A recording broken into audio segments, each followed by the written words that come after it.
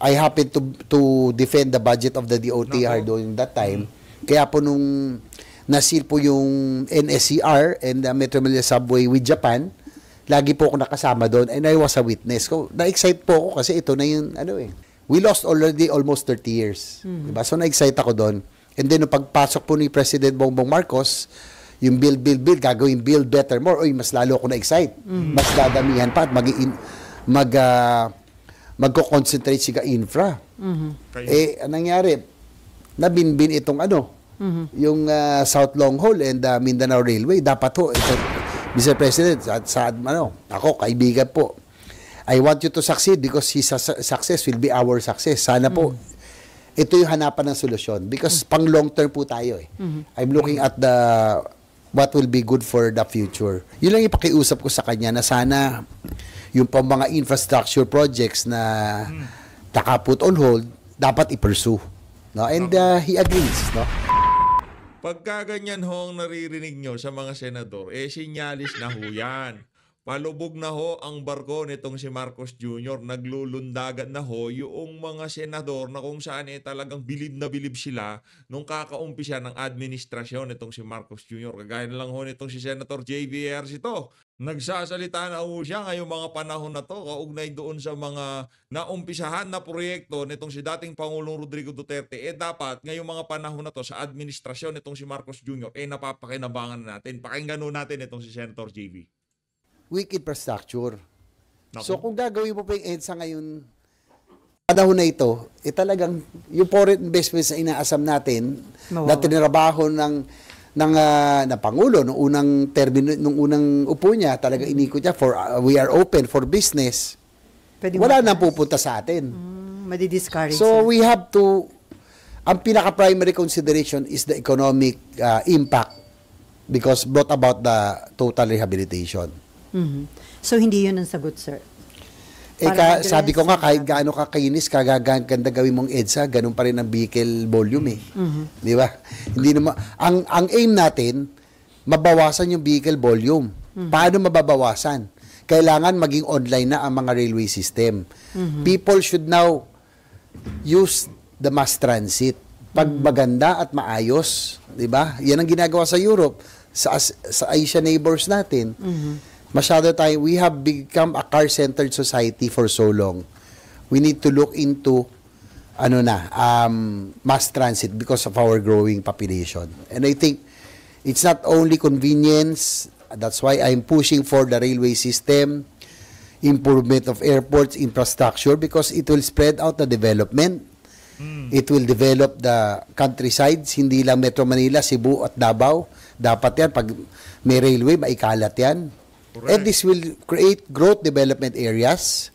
We will create growth nodes, opportunities. Yan po ang magiging epekto nito. Opo, mahal po ang infrastructure, but yung pong opportunities and jobs and opportunities, doon lang natin maibibigay yan by creating new growth areas, especially in the provinces. Sir, do you intend to inform the press?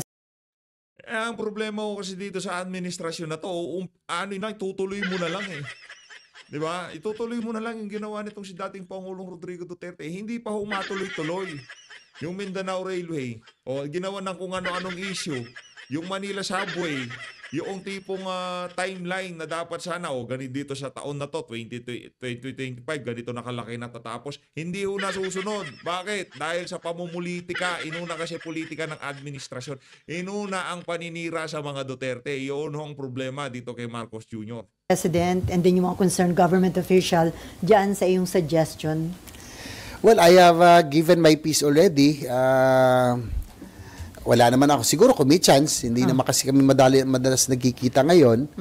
But if I am given the chance, I will tell the President, I'm hoping that itong last 3 years, ang daming political noise, ang daming ganap ngayon. But doon ako frustrate kasi we have a lot of catching up to do. Ang dami nating problema.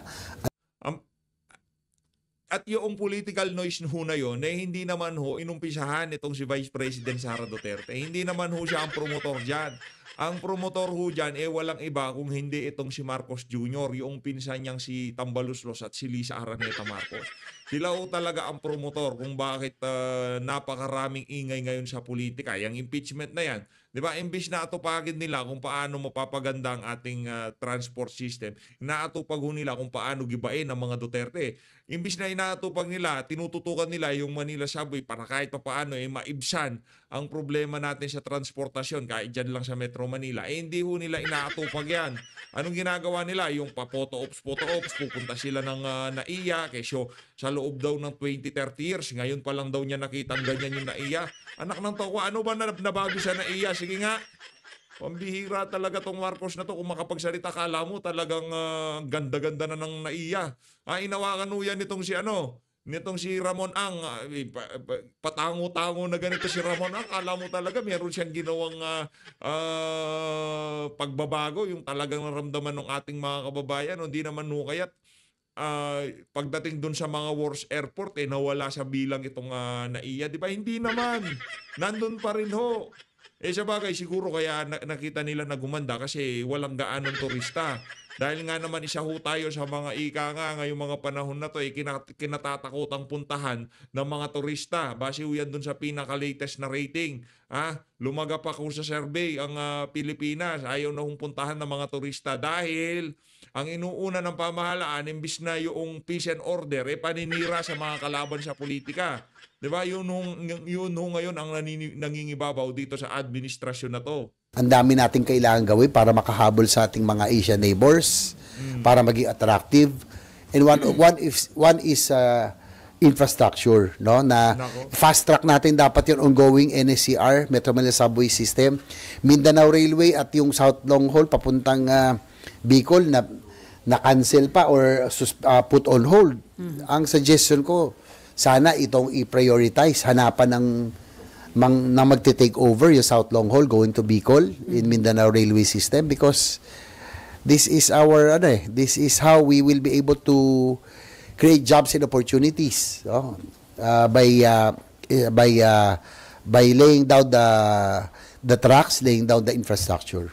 So sana itong last 3 years, ang bilis ng panahon di ba? Nung una kasi, if you remember, nung panahon po ni Pangulong Duterte, yung pong build, I happened to defend the budget of the DOTR during that time.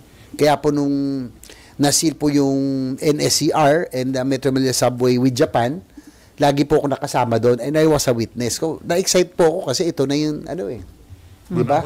At least mangyayari. Marami yung sumaya noon kasi yun, lalo na yung mga kababayan natin nakakapunta ng ibang bansa. Yung pagka nakapunta ka sa subway ng mga karatig bansa natin, na-amaze ka. Grabe, paano nila nagawa ito na? Ngayon, inumpisahan ng dating administrasyon, panahon ni Tatay Digong, yung Manila Subway, parang ito na, panahon na to, ito na yung chance natin na matamasa ng ating mga kababayan, maramdaman ng ating mga kababayan yung ginhawa na nararanasan ng mga karatig bansa natin. Yung magkaroon ng subway, yung tipong pagdating sa mass transport talagang napakahusay. Ngayon inuna pa mumulitika, impeachment, pangunguha ng pondo kung saang-saang ahensya ng pamahalaan, kung anong pinagsisingit sa budget, inunang pag-aayuda, naiwan yung mga proyekto na makakapaghatid sana ng ginhawa sa ating mga kababayan. Yun ang problema dito sa administrasyon ni Marcos Jr. At ramdam na rin ng mga senador, ang palubog na barko nitong si Marcos Jr. Kaya naglulundagan na sila Isa yung si Ejercito, yung si JB, siya mga talagang bilib na bilib doon sa punta sa iba't ibang bansa nitong si Marcos Jr. Di ba? Pinupuri na kung talagang napakasipag magpasyal-pasyal nitong si Marcos Jr. Ngayon pala, gusto lang palang mag-travel ng walang yan. Nung napuna na siya, hindi na siya umalis. Na. Pambihira. On the hindsight, 1998 pa, panahon pa ng President era, North Rail, South Rail, we lost already almost 30 years. Diba? So na-excite ako doon. And then, nung pagpasok po ni President Bongbong Marcos, yung build, gagawin build better more. Oy, mas lalo ako na-excite. Mas dadamihan pa at magko-concentrate siya infra. Anong nangyari? Nabinbin itong yung South Long Haul and Mindanao Railway. Dapat ito, Mr. President, ako, kaibigan po. I want you to succeed because his success will be our success. Sana po, ito yung hanapan ng solusyon because pang long term po tayo eh. I'm looking at what will be good for the future. Hindi lang maraming sabi, kailangan natin trabaho at hanap buhay. I think ito po talaga ang investment natin for jobs and opportunities. So sir, ano yung expectation mo under the leadership of Transportation Secretary Vince Dizon? Considering nakakausap mo siya, lahat ba itong mga frustration mo na nadidelay ng mga projects, may commitment na well, I'm optimistic with Secretary Vince Dizon, no? Actually nag-meet na kami, no, nung a few weeks before after he assumed office, kasi since ako po ang malamang na mag-defend ng DOTR budget dahil medyo kabisado na rin natin yan, yun lang ipakiusap ko sa kanya na sana yung pang mga infrastructure projects na naka-put on hold dapat i-pursue, no? And he agrees, no?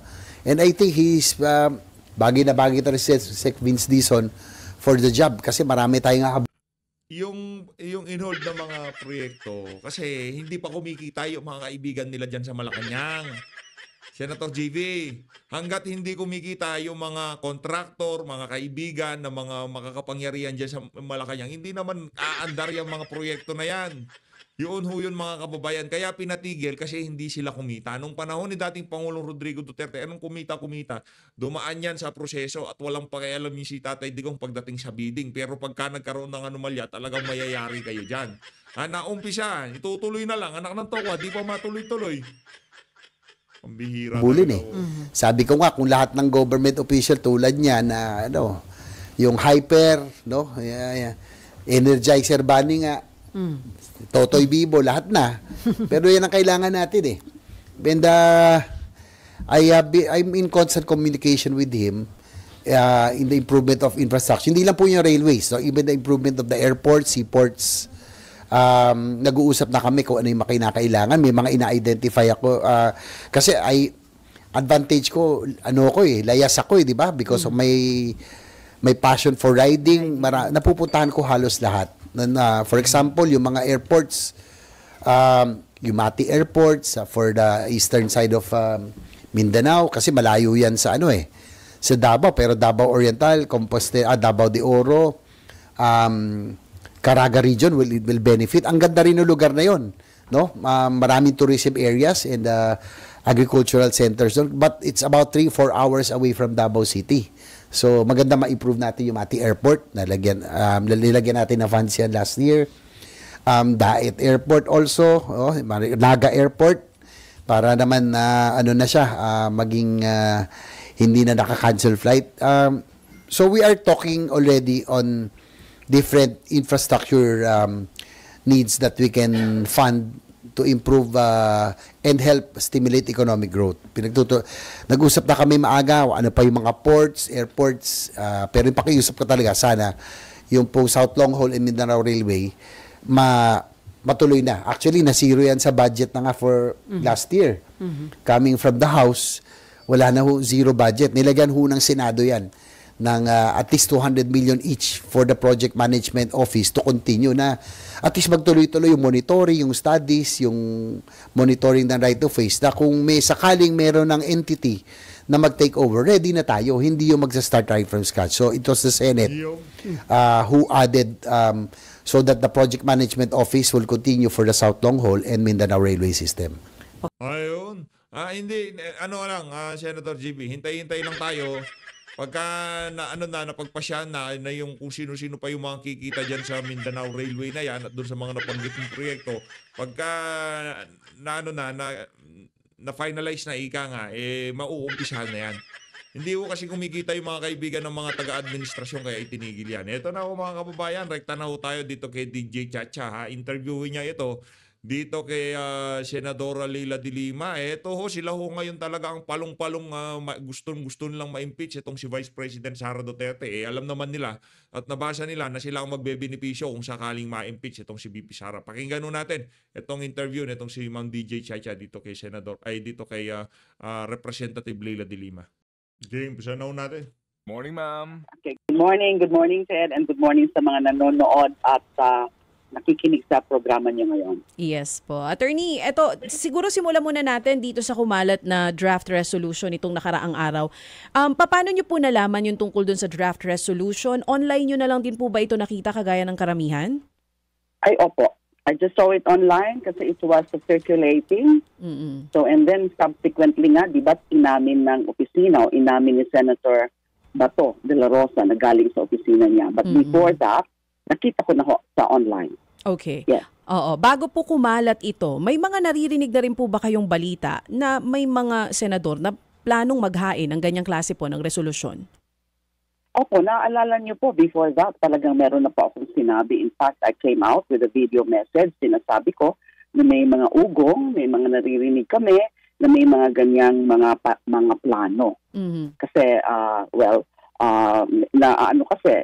especially yung mga nagiging announcement sa Senate President Chief, at talaga yon, it was creating apprehension sa amin.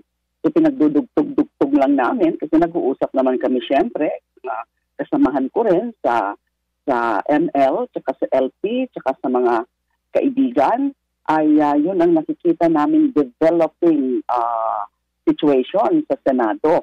Kasi doon pa lang sa mga pagdi-delay-delay, lalo na nung yung pag-reset ng June, yung original schedule ng June 2 to June 11. So sa pakiramdam namin, bago pa man umikot yung alleged draft resolution na yan, ay pakiramdam namin ay may nangyayari.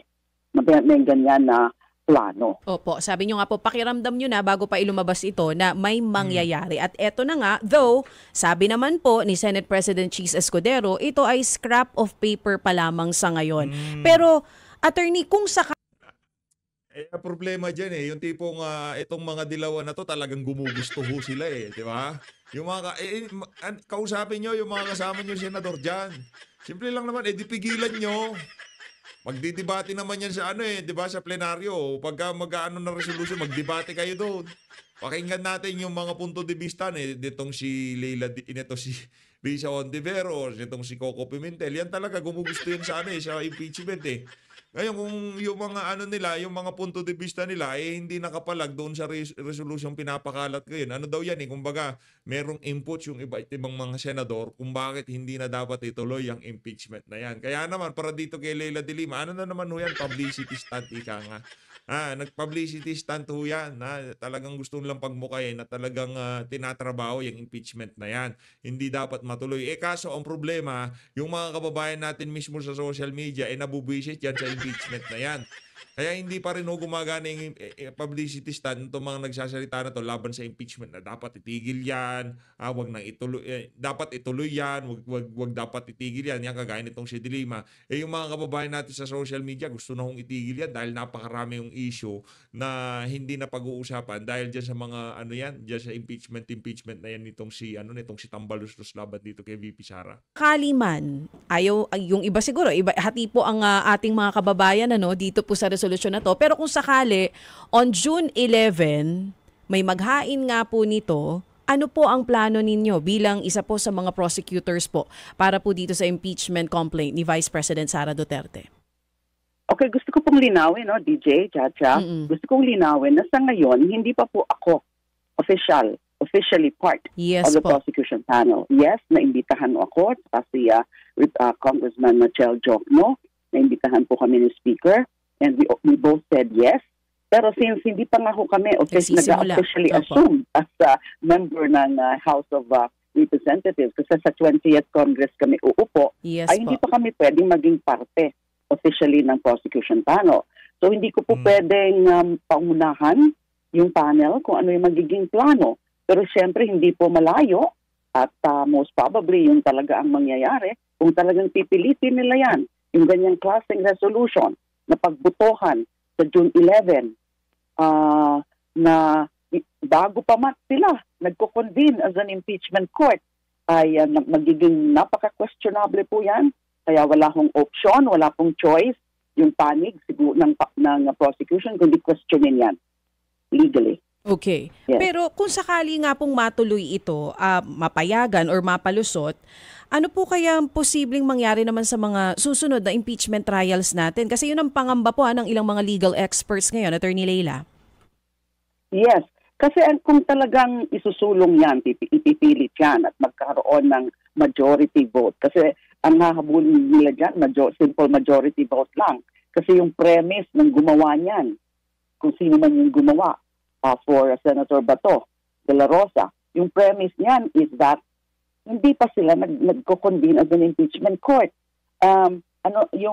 Parang tinatrato nila o itatrato nila bilang simple resolution ng Senado bilang law-making body dun sa kanilang usual, regular legislative function.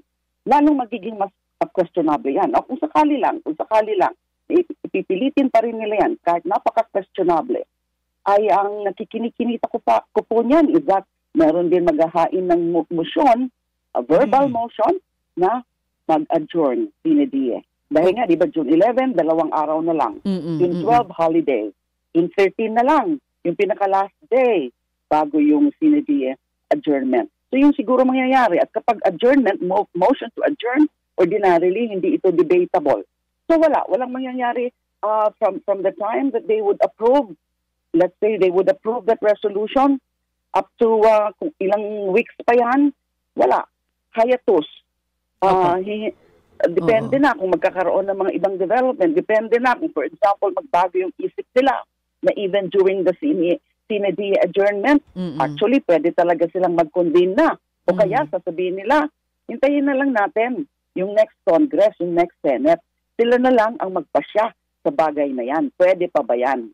Kahit tumawid na sa susunod na kongreso, sa bagong kongreso. Opo. Pero with the political climate na meron tayo ngayon at hindi lang naman po si Senator Bato ang nagsasabi na may ganitong resolusyon, even Senator Amy was also saying na ang administrasyon daw mismo ayaw daw po itong ituloy dahil pakiramdam nila hindi sila makakakuha ng boto. Sa inyo pong palagay, Attorney Leila, meron kaya talagang political pressure sa Senado para po wag nang ituloy ito pong paglilitis?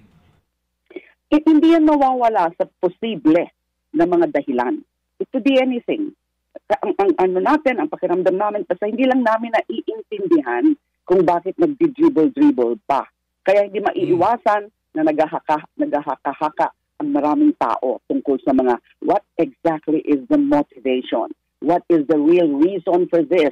Na napakalinaw dapat sa saligang batas na kailangan linilitis kaagad nung nakuha na, nung transmit na yung articles of impeachment from the House of Representatives. So whether it's something to do with political consideration, self-interest, power play, and then yung mga tungkol sa pangamba o dahil naiisip o na parang nare-realize ngayon ng mga, let's say, sa administrasyon, kung if we go by the logic ng sinasabi ni Senator Amy na parang matatalo, para sa akin, hindi nga yan mga legal na arguments eh. Kasi irrelevant pa yan at this point. Dahil ang sigaw lang naman namin, yung mga nagpupush for impeachment trial is that litis, buksan lang ang paglilitis, buksan lang ang trial. Hindi pa namin sinasabi, i-convict nyo na yan si VP Sara. Buksan lang natin para makita yung ebidensya. So yung mga yun lang naman ang gusto nila eh. Yun lang naman ang gusto ng mga dilawan at mga pinklawan na ano na yan, ang tawag dito, buksan na yan, umpisahan na yan, ika nga. Pero ang problema, ito, alam naman, sayang ho kasi sa oras. Sayang ho sa pera, kung sakaling umpisahan tapos wala man palang makukuha ang boto. Alam din ho ng Malacanang. Pero ang problema ho, talagang ipipilit ho nila kung hindi man ma-convict kahit pa paano masiraan itong si VP Sara. Masiraan to si VP Sara. Ang mangyayari naman dito, kung sakali namang matuloy, ang sisirain naman itong si VP Sara, ang administrasyon. Lagi ho silang iwas pusoy dito. Tingnan nyo ho mga kababayan, ang talagang gumugusto ngayong mga panahon na to, mga dilawan at pinklawan lamang. Administration, ayaw na ho nila. Kahit dyan sa House of Representatives, pasimple pa yung mga yan, pero sa totoo lang ho, ayaw na rin nila ng impeachment. Ang gumugusto na lang ngayon, itong mga dilawan. Dahil ang magsisiraan dito, magwawasakan dito, hindi ho kasama mga pinklawan at mga dilawan. Ang panalo ho talaga dito, sila ang mga panay, isipin nyo na, mapapasama pa sa prosecution panel yung si Dilima at yan si Sel Jokno. Kumbaga palalakihin lang nila ang gulo. Sige, magbakbakan kayo, bloodbath kayo dyan. Di ba? Tapos yung mga fabricated evidence palaban dito kay VP Sara, ilalatag pa dyan sa impeachment trial na yan. Pero tayo mga kababayan, yarin lamang si VP Sara na nagsabi dyan na bigyan nyo sa akin yan. Talagang magkakaroon na showdown dyan sa impeachment trial na yan. Tayo wala naman ho tayong problema dyan. Pero kung maitigil yung impeachment trial na yan, hindi na matuloy, wala rin naman ho tayong problema dyan. Kumbaga, kung ano man na maging desisyon ng Senado dyan, okay lang ho sa atin. Dahil pag natigil, marami ho yung mga importanteng bagay ngayon na yung mapag-uusapan na dahil nadidistract ho ang ating mga kababayan kung ano ba yung mga issue na dapat talagang pag-usapan. At lagi ho natin binabalik dito yung 2025 budget, yung budget ng PhilHealth, yung pondo ng Department of Education, yung subsidiya ng PhilHealth, korupsyon, safety, droga. Napakarami yung kailangan natin pag-usapan ngayong mga panahon na to. Pero dahil yan ang mga usap-usapan sa social media, yung impeachment na yan na dapat malaman ng ating mga kababayan, wala ho tayong magawa kung hindi bahagi sa ating mga kababayan yung mga issue na yun. By the way, yun ho palang ginawa nitong si Torre, dyan sa KOJC. Ano na ho pala, anibersaryo na. Isang taon na ho mula nung ginulo nitong si Nicolas Torre. Ang KOJC compound. Sa susunod ng mga video natin, pag-usapan ho natin yung mga kababayan. Pagka nakikita ho natin yung mga larawan, talagang nalulungkot ho tayo sa sinapit ng ating mga kababayan na member ng KOJC. Pero ngayon, yung mga speculation, sino boboto for acquittal, sino yung posibleng conviction, ay hindi pa po yan para sa akin relevant. Pag-usapan po natin uli yan kapag lumabas na yung mga ebidensya during the trial. Pero right now, it cannot be a valid reason na since matatalo anyway yung for conviction, ay wag na lang ituloy. Kasi ibig sabihin niyan, binabaliwala nila yung Constitution na napaka-supreme. The Constitution is supreme over and above any institution of our country, including Congress, including Senate. Balikan ko po yung sinabi nyo kanina, Attorney Leila, no? Hindi tayo sigurado sa Punta na ho tayo dito kay Sir Ted Pailon. Malamyahong magtanong tong si Ma'am DJ Chacha. Punta ho tayo kay Sir Ted Pailon. Maganda nga ang kanilang punto rito. Mamaya tutunghayan ko po ito, Madam Senator. Baka lang pwede namin makuha po ang inyong maiksing sagot dito at pag-aanalisa na rin dito sa naging draft resolution na nanggagaling daw sa office ni Senator Bato. Ito lang po, kung kayo po sasagot dito, how do you rebut, ang claim sa resolution, pinagkaitan nyo ang Vice Presidente ng right to speedy trial. Dahil nga sa hindi agad hindi umusad yung proseso at ngayon nga inaabot ng sa pagbilang namin dito mga 100 almost 4 months. Ma'am, anong sagot nyo rito? Nako. Wala pa hong violation of the right to speedy trial dyan. Ang impeachment, tandaan natin, hindi ito tungkol sa pagtatakip ng mga kasalanan nung na-impeach ng official at the House of Representatives level. Siyempre, rerespetuhin ang mga karapatan ng respondent kapag may trial na. Pero to invoke at this point yung right to speedy trial ay napaka-premature at mali. Mali. Kasi hindi ito yung katulad ng mga ordinaryong judicial cases. Bakit mas good luck na lang sa mga mga loyalista at talyanista na natataranta ngayon na talagang gusto rin nila na matuloy itong impeachment na to. Pero basahin niyo yung mga kaganapan. Maging yung mga amo nyo ayaw na ng impeachment. Kumbaga napasubo na lang sila. Magmumukha silang anga pagka umatras sila dito sa laban na to. Kaya talagang tinutuloy nila. Pero pakinggan nyo mga kababayan. Tingnan nyo yung mga personalidad na talagang gumugusto dyan sa impeachment na yan. Mabibilang nyo na lang mga kababayan. Interesado. Mga dilawan Yung nag-author ng resolution na yan dun sa karapatan ng impeached official. How about yung kahulugan ng konstitusyon? Yung kahulugan ng pagpapanagot? At kasalanan ba natin na nagtagal ng 4 months? Kasalanan nila, they did nothing, and then yun ang magiging excuse nila. Violation of the right to speedy trial. Opo, yes ma'am. Well said. It's absurd. Opo. Yung nga din po ang punto rito ng statement po nitong mga taga-UP na ang sinasabi nila, sabi nila, yung pong sabi nila dito, respectfully, a dismissal at this point would be deemed by the Filipino people as effectively engineered by the Senate's own delay. No, doon sa inyong hindi pag-aksyon ngayon, ginagawa niyong katwiran yan, no? Anyway, sige po. So, Madam Senator, unfair naman ho yun sa Senado. Ha? Wala ho tayong pakialam dito, matuloy o hindi matuloy, ha? Wala ho tayong pakialam dito. Ang unfair naman ho yun sa Senado. Itransmit yung mga articles of impeachment last 2 minutes. Inupuan ho sa Senado, dyan sa House of Representatives. Nung ibinigay sa kanila, hindi man nga na-repair sa na pag-usapan sa plenaryo eh.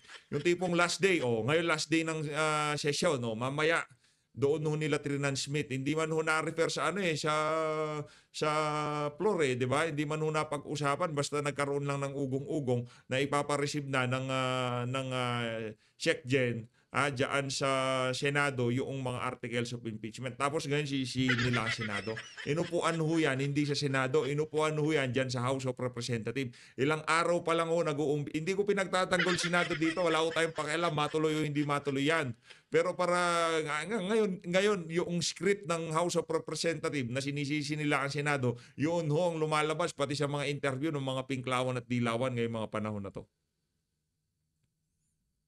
Marami ho magbabantay nga, sabi ni Senator Coco, no, sa June 11, he's got to be present there, pero dadalawa lang sila. At inaabangan po at kumbaga, bagamat nangangamba, umaasa pa rin po na matatauhan ang karamihan sa kanila na ituloy itong kanila pong constitutional duty. Paano kaya, ma'am, kung sa simple case ng kawalan ng quorum? Questionable rin yan. So, ibig sabihin ay they're abdicating their constitutional duty, their constitutional mandate. It would be equally abominable. It would be equally detestable na dahil walang quorum, non-appearance, no show, ayan. That's effectively killing, again, the impeachment case. Pareho rin yan. Parehong epekto niyan. It's either may quorum, and then ipupush nila yung resolution na yan na declaring the de facto or functional dismissal of the impeachment case. And then yung pagkawalan ng quorum, pareho ang epekto. Anong epekto? Pinatay nila yung proseso ng impeachment. Okay, sige po. So basically po, ma'am, sa aming pagkakaintindi ngayon, sa mga katanungan sa inyo ni Chacha at ang ating po naging panayam na ito, ang gusto niyo hong mangyari, buksan yung pong impeachment court sa pamamagitan po ng pagsumpa nila bilang senator judges, simulan po yung trial doon sa unang mga pangangailangan nito, no, yung pagbubukas nito, pagpapasagot po sa respondents, and then kung hihinto man sila, dapat mailinaw nila na ito'y dapat na ituloy ng next Congress. Ganun po ba yon? Yes, that is the ideal situation, which is following the very spirit of the Constitution. Okay. Yan po dapat. Ang unang-una nilang gawin, mag-convene, magsumpa, and then... Wala ho kasi talagang dito, wala hong nakasugal sa mga pinklawan at dilawan. Kaya kahit na matuloy yan, sige na, magbakbakan kayo. Magbanatan kayo, mga DDS, mga Talyanista at Ensaymada. Sila ho nasa sideline lang. Kahit ano pa sabihin natin, prosecutor panel itong kasama sa prosecution panel itong si Leila de Lima, si Selyok. Hindi pa rin ho, ang promotor pa rin hong makikita dito, si Marcos Jr. at itong si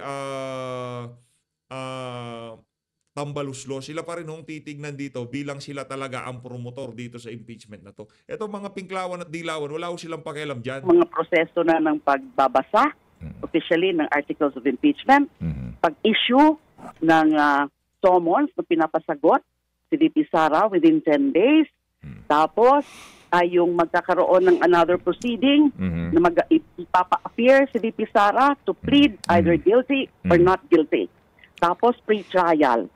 Okay. Ayun. So kung matapos man yan o hindi before the onset of the 20th Congress, hindi po yan balakid, hindi po yan dapat dahilan na hindi na itutuloy kung hindi nila matapos. Opo, sige po. Up to the 20th Congress. What is your word of advice kung mamarapatin po lamang nila with all due Ayun na nga mga kababayan, alam naman natin ang word of advice itong si Leila de Lima. Kumain kayo lahat ng saba. As always, maraming salamat to sa pag-support sa PH Update. Mag-iingat to kayo lahat. Mahalin natin ang Pilipinas. Maraming salamat to mga kababayan.